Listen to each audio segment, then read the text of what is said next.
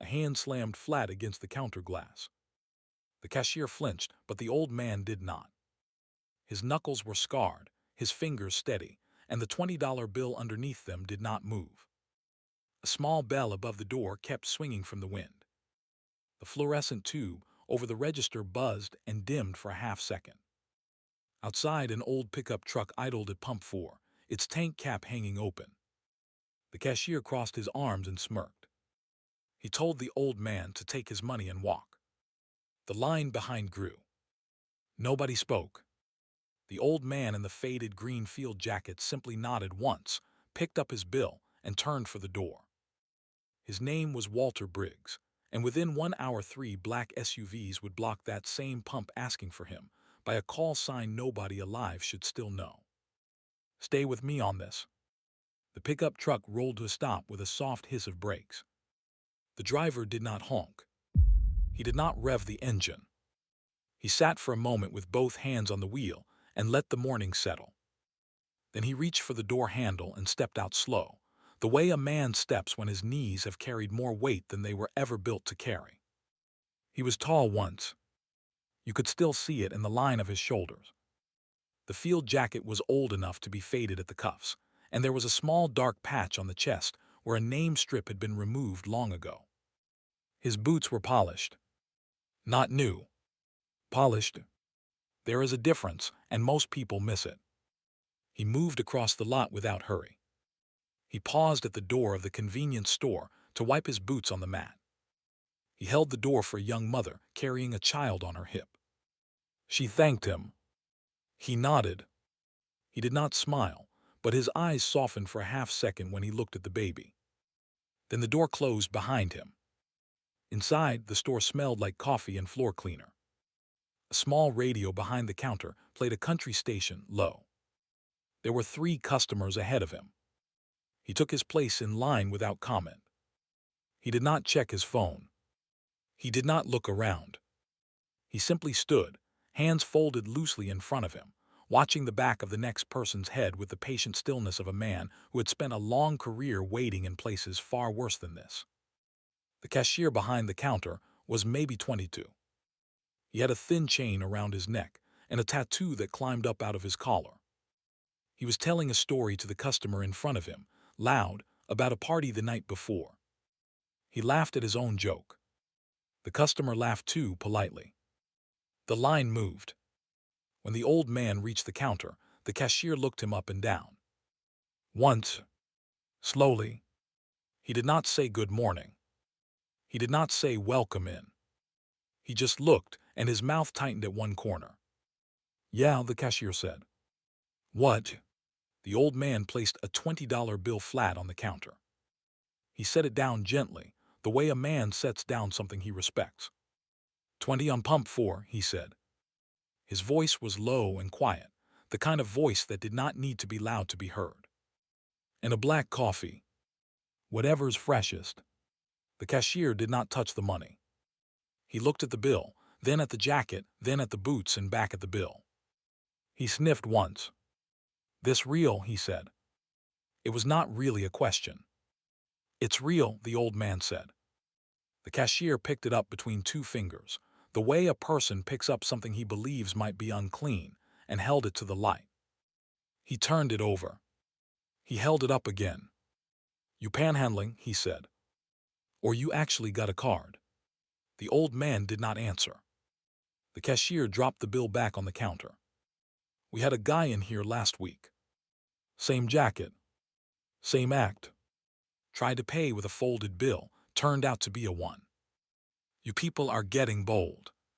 The old man's expression did not change. He kept his hands at his sides. The line behind him had grown to 4 people.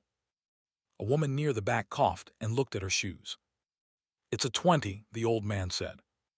It's a 20 for now, the cashier said. Sir? He let the word sir hang in the air like an insult. He turned to the woman next in line and waved her forward. Ma'am, you can come up. The woman did not move. She glanced at the old man. She glanced at the cashier. She set her bottle of water back on the rack and walked out without paying. The bell over the door rang once. The cashier shrugged. He turned back to the old man with that same tight smirk. "You can take your charity money and walk." The old man looked at him for a long moment. He did not raise his voice. He did not blink. He simply reached down, picked up his $20 bill, folded it once with 2 fingers, and slid it into the chest pocket of his field jacket. "Have a good day, son," he said. Then he turned and walked out. The bell over the door rang again. It kept ringing for a moment after he was gone, swinging on its little hook, the only sound in the store besides the radio. The cashier rolled his eyes and turned to the next customer. The next customer did not move either. The old pickup truck pulled away from pump 4 a minute later. It did not screech. It did not peel out. It rolled, slow and even, back onto the 2-lane road and disappeared past the line of pines that bordered the lot. The store stayed quiet for a long time. Out on the highway, the old man drove with both hands on the wheel. The tank was nearly empty. He knew it. He could feel the lightness in the way the truck floated over the dips in the road. There was a station 10 miles further down. He would make it. He had made it through worse. He passed a hand-painted sign that said "Welcome Home, Soldiers." The paint was peeling. He looked at it for a second too long and almost drifted into the rumble strip. He corrected and exhaled through his nose and kept driving. In the passenger seat sat a small canvas bag. Inside the bag was a folded letter. The envelope had a gold seal on it. The return address was a building in Washington. He had not opened it yet. He had been carrying it for 2 days. The letter inside the canvas bag had been written by hand. Walter had spent 2 evenings writing it. He had thrown out 2 drafts. The third said, in plain words, that he was getting older, and that there was something he had wanted to say for a long time, and that if the senator could find a quiet hour, he would be glad to hear his voice. He had not signed it with his name. He had signed it with 3 letters and a number. He had mailed it on a Tuesday from a small post office 2 counties over. He had not expected an answer. He had only wanted the words to leave his hands. A mile down the road, his cell phone began to ring. He did not answer it the first time. It rang again a minute later. He let it ring. The third call came through 3 minutes after that, and this time he glanced down at the screen. The name on the screen was not a name. It was 3 letters and a number. A call sign he had not seen in 31 years. He pulled over onto the gravel shoulder. He put the truck in park. He picked up the phone. "Briggs," he said. He listened for 9 seconds. He did not interrupt. His jaw tightened once, but his face did not change. "I'm here," he said. "I'm pulled over on County Road 12, about 6 miles past the station." "Yes, I understand. I'll wait." He hung up. He set the phone down on the seat. He looked at the field outside his window, where a single black cow was watching him from the other side of a barbed wire fence. Then he leaned his head back against the headrest and closed his eyes for 10 full seconds. When he opened them, he was already calm again. The way a man is calm when he has been told that something he buried a long time ago has just stood back up. Back at the gas station, the cashier was wiping down the counter and laughing at something on his phone. The radio still played low. The fluorescent tube still buzzed. 2 more customers came in, paid, and left. Everything looked normal. Everything felt normal. He told himself the old man was probably just some drifter who got lucky. He told himself he had been right. He smiled a little to himself and shook his head. That was when the first black SUV pulled into the lot. It did not park in a normal space. It rolled across the asphalt and stopped sideways, blocking the entrance to pump 4. The engine kept running. A second SUV pulled in behind it, then a third, and the third one stopped right in front of the store's glass doors. 3 vehicles. Tinted windows. No license plates that the cashier could read from where he was standing. The cashier's smile dropped. 4 men got out of the lead vehicle. They wore dark suits, No ties, earpieces, and the kind of quiet boots that did not click on pavement. They scanned the lot without looking like they were scanning the lot. One of them spoke into his wrist. A fifth man stepped out of the second SUV. He was older, 60s, gray at the temples, wearing a navy suit and a small lapel pin shaped like a flag. He held a phone in one hand and a thin folder in the other. He looked at the gas pumps. He looked at the store. He walked straight to the door. The bell rang above his head as he stepped inside. He did not look up at it. He walked to the counter. He set the folder down. He looked the cashier in the eye for one full second before he spoke. "There was a man in here," he said, "about an hour ago, driving a green Ford pickup, wearing a field jacket. I need to know where he went." The cashier opened his mouth. Nothing came out. "Son," the man in the navy suit said. The word son sounded very different in his mouth than it had in the cashier's. "I asked you a question." The cashier said. "He left. He didn't buy anything. He just left." "Why didn't he buy anything?" The man in the navy suit waited. He did not raise his voice. He did not move. He just waited, and the silence got heavier with every second. "I told him to leave," the cashier finally said. His voice cracked on the last word. I thought the money was fake." The man in the navy suit closed his eyes for a moment. When he opened them, there was something in them that was not anger and not quite pity. It was something colder than both. "What was his name?" the cashier whispered. "His name," the man in the navy suit said, "is Walter Briggs. And 40 years ago, in a country I am not going to name, he carried a wounded 23-year-old captain across 9 miles of open ground with 2 bullets in his own back. That captain came home. That captain became a United States Senator.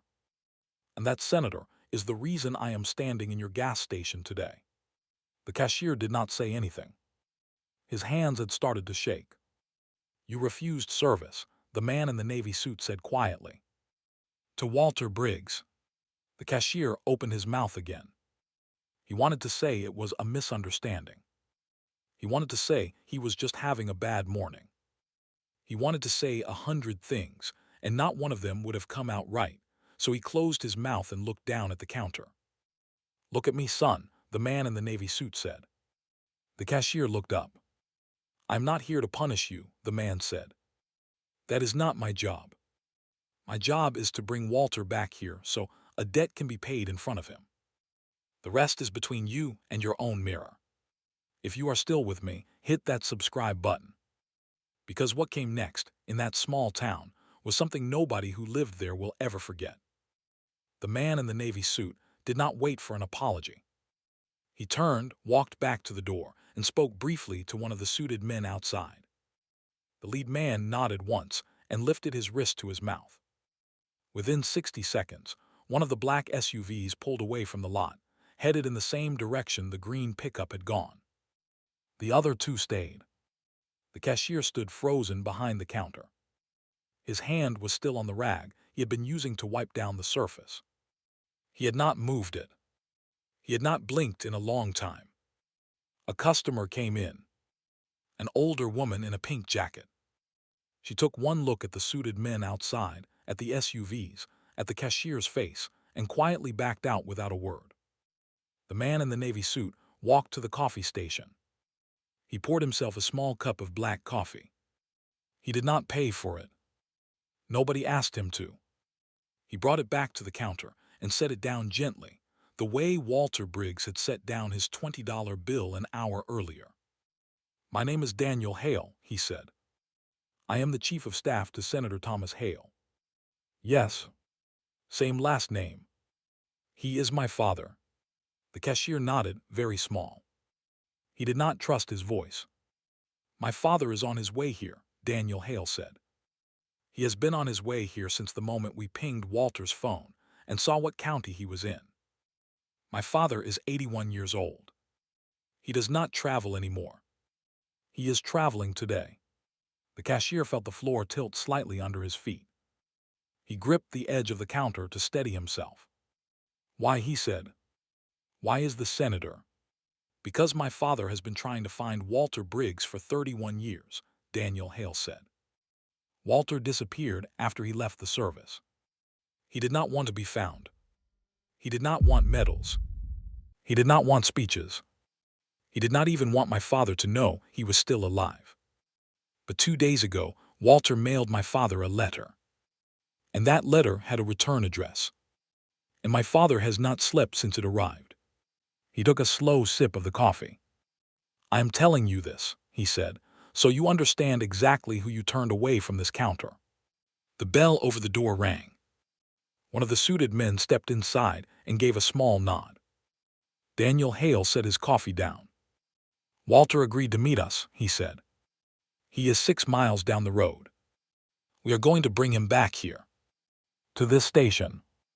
He has asked for one thing only. He has asked that nobody make a scene. He looked at the cashier. You are going to give him his coffee, Daniel Hale said. And you are going to pump his gas. Yourself. Personally. You are going to walk out to that truck, and you are going to do it with your own 2 hands.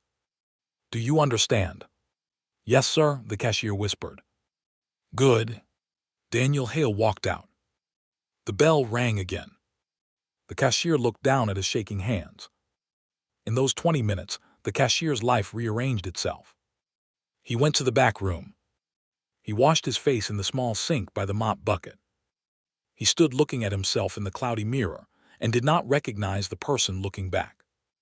He thought about his grandfather, who had served in Korea and who had died before the cashier had been old enough to ask any real questions.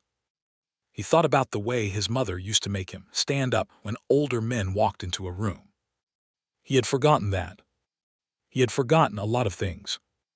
He came back out front. He swept the floor. He wiped the counter. He started a fresh pot of coffee. He put out a new sleeve of paper cups. He moved the bell on the door so it would hang straight. He could feel the suited men outside watching him through the glass without watching him. He worked anyway. He found himself praying, a little under his breath. He had not prayed since he was 12. 20 minutes later, the green pickup came back down the road. It was followed by the black SUV that had left earlier. Behind that SUV, at a respectful distance, came a long black town car with a small flag on the front fender. The cashier saw them from a long way off. He had already started the fresh pot of coffee. He had already counted the till twice without seeing the numbers. Word had begun to spread through the small town. A waitress at the diner across the street had seen the SUVs and called her husband. Her husband had called his brother. The brother worked at the volunteer fire department. By the time Walter Briggs's green pickup rolled back into the lot, there were 30 people standing in a quiet half-circle on the sidewalk across the road. Nobody was filming. Nobody was talking. They simply stood, the way people stand at a flag raising. Walter parked at pump 4. He did not get out. He sat with both hands on the wheel and waited. The town car stopped behind the SUVs. A driver in a dark suit walked around and opened the rear passenger door. An old man stepped out with a cane. He was tall like Walter but thinner. His hair was white and combed back. He wore a gray suit and a small flag pin on his lapel. His eyes were wet before he had even taken his first step. Senator Thomas Hale walked across the asphalt with the slow, deliberate care of a man who refused to be helped. He stopped a few feet from the pickup's driver's side door. He waited. Walter opened the door. He stepped out. He was steady on his feet, but you could see the years in the way he placed each boot. The 2 old men looked at each other for a long moment. Neither of them spoke. The senator's eyes traveled over Walter's face the way a man reads a map of a country he has not seen in a long time. He took in the gray hair, the lines around the mouth, the small white scar at the jaw he remembered from a bunk on a med flight 38 years ago. Walter looked back at him the same way. 2 old men, on a small piece of asphalt in a town nobody had heard of, taking each other in. Then the senator straightened his back as far as it would go, lifted his right hand to the brim of an imaginary cap, and held a slow, deliberate salute. Walter returned it. Both men's hands trembled slightly at the same moment, and both men held the salute anyway, until they were finished. Then they dropped their hands at the same time, and the senator took one step forward, and Walter took one step forward, and they embraced. The senator's cane fell against the side of the truck with a soft clatter. Neither of them noticed. The crowd across the street did not cheer. They stood very still.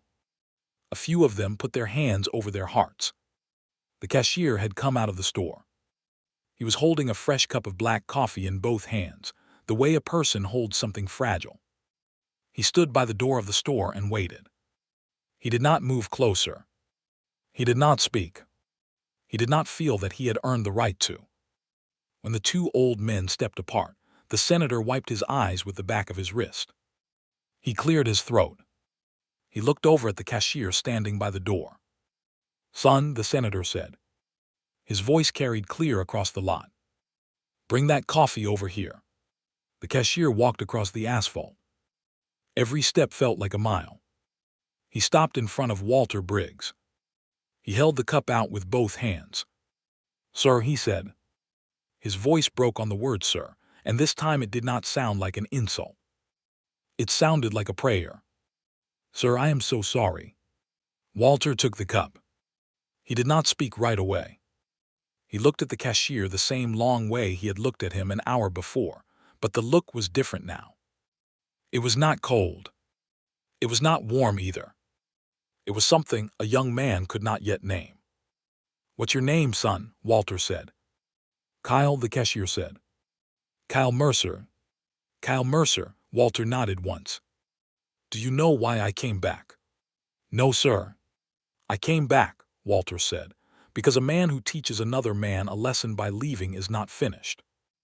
I came back because you needed to see this. Not the suits. Not the cars.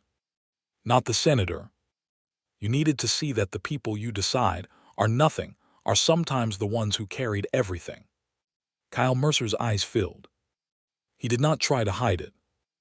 "And I came back," Walter said, quieter now, "because I am too old to walk away angry from a young man who still has time to learn. You have time. Use it." He paused.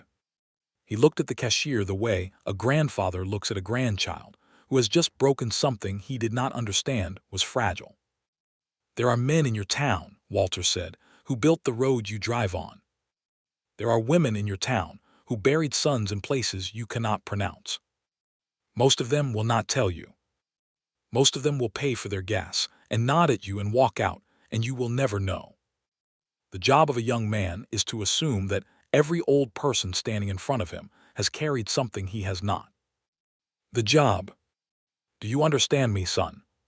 "Yes, sir," Kyle said. His voice was barely there. "I understand you. Say it back to me. Every old person standing in front of me has carried something I have not." Walter nodded once. "Good." He took one slow sip of the coffee. He nodded as if approving. "Now pump my gas, son." 20 on 4. "Same as before." Kyle nodded. He walked to the pump.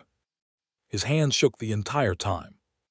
He pumped exactly $20 worth of fuel into the green pickup, with a senator and a chief of staff and 4 federal agents and 30 townspeople watching, and he did not look at any of them. He looked only at the numbers on the pump as they climbed. When the pump clicked off, he replaced the nozzle. He screwed the gas cap back on with both hands.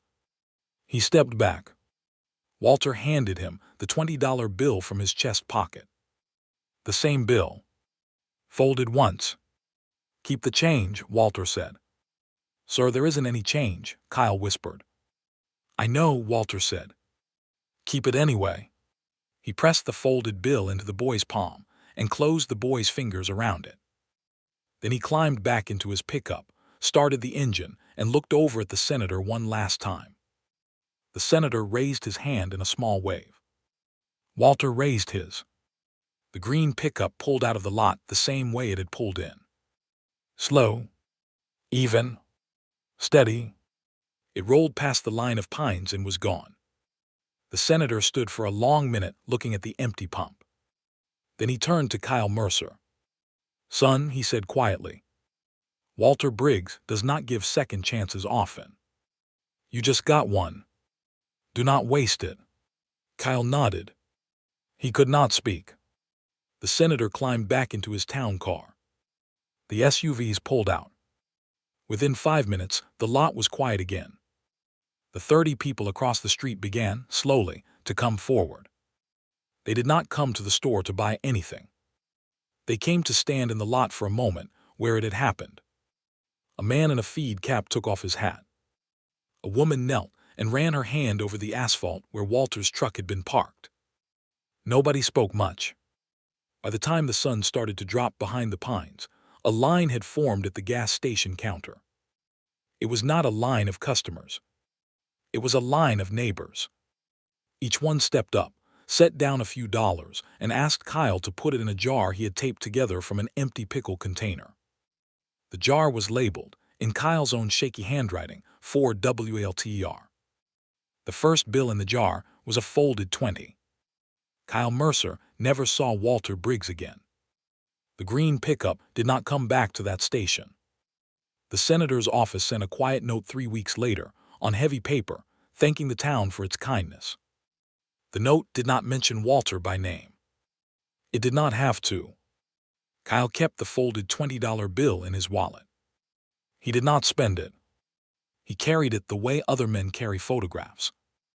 Years later, when he had a son of his own, he would take it out and hold it flat on the kitchen table and tell the story slow, the way it deserved to be told.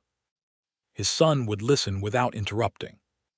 His son would learn the same lesson without ever having to fail the test. The local newspaper ran a small piece about the senator's visit. The reporter did not get the full story. He got a few quotes from neighbors and a photograph of the pumps from across the street. The article ran on page 7, under a high school football score. The people in the town who had been there did not mind. They knew what had happened. They did not need a headline. Stories like this are how small towns remember themselves. The store's owner, when he heard what had happened, did not fire Kyle. He did something harder. He kept him on, and every Saturday morning for the next year, he sat Kyle down in the back office with a cup of coffee and told him a story about a man he had known. Sometimes the man in the story was a soldier. Sometimes he was a teacher.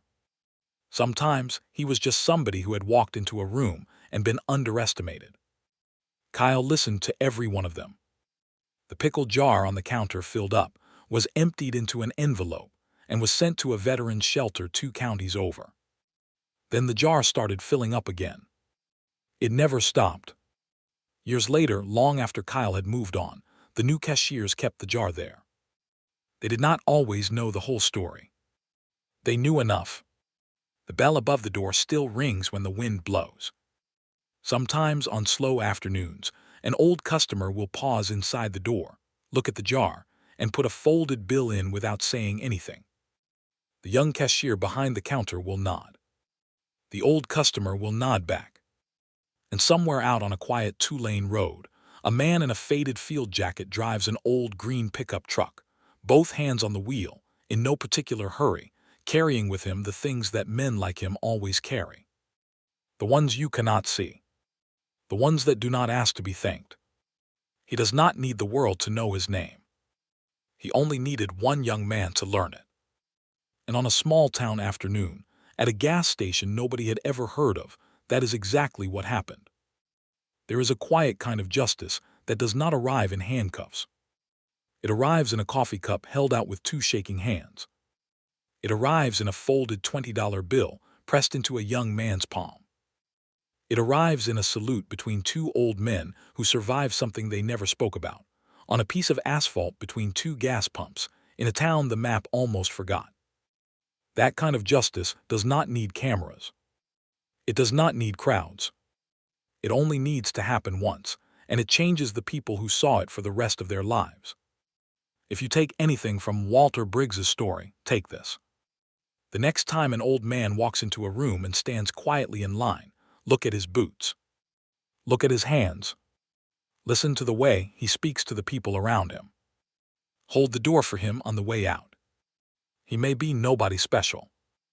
Or he may be carrying, in the chest pocket of a faded field jacket, a folded $20 bill, and a story the country owes him a debt for, and a patience so deep that he will let you fail your test and still come back to give you another chance. Be the young man who passes the test the first time. That is the whole lesson. That is the whole story.